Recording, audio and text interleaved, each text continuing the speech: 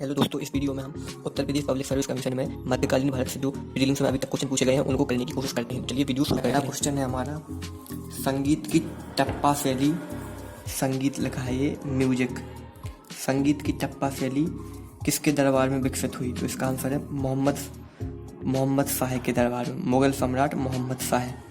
और एक कहाँ से विकसित हुई थी संगीत की टप्पा शैली? तो ये पंजाब से, कैमल राइडर्स इन पंजाब।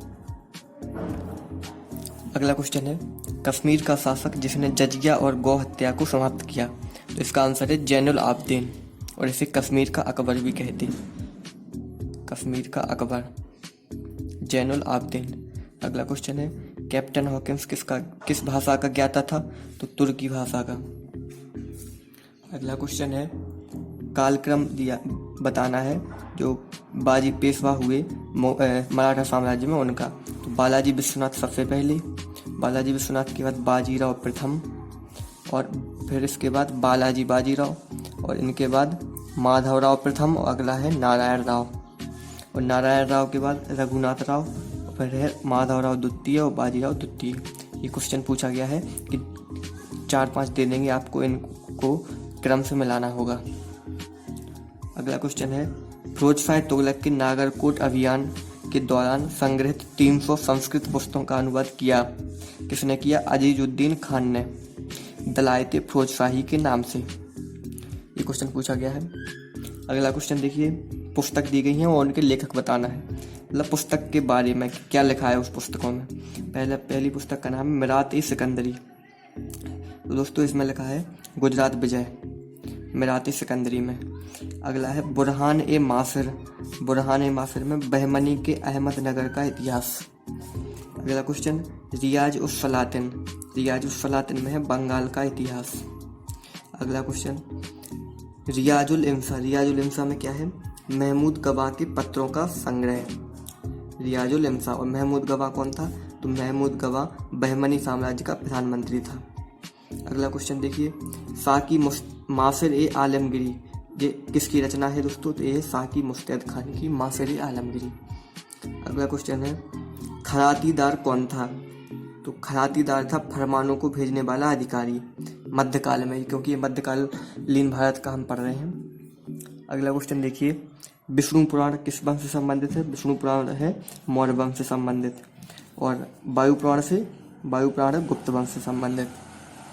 अगला क्वेश्चन देखिए,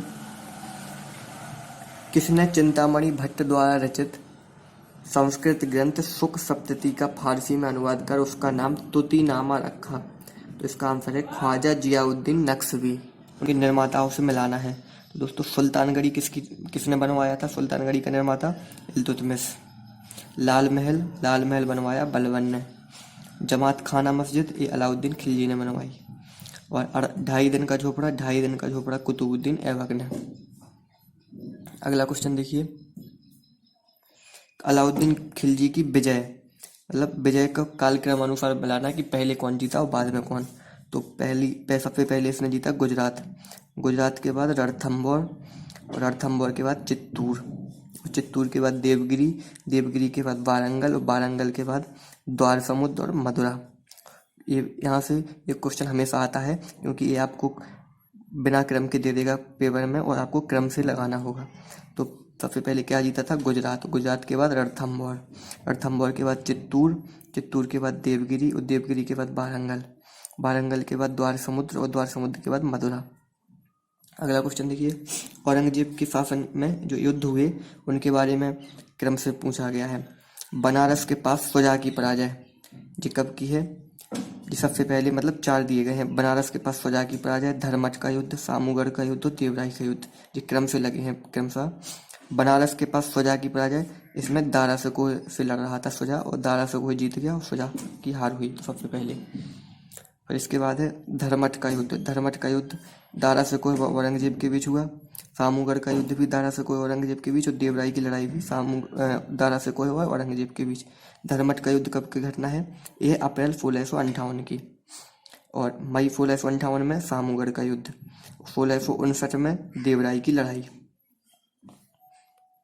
अगला क्वेश्चन देखिए, चैता और कुंपा कहाँ से थे? तो दोस्तों इसका आंसर है मारवाड़, ये दोनों मारवाड़ के थे।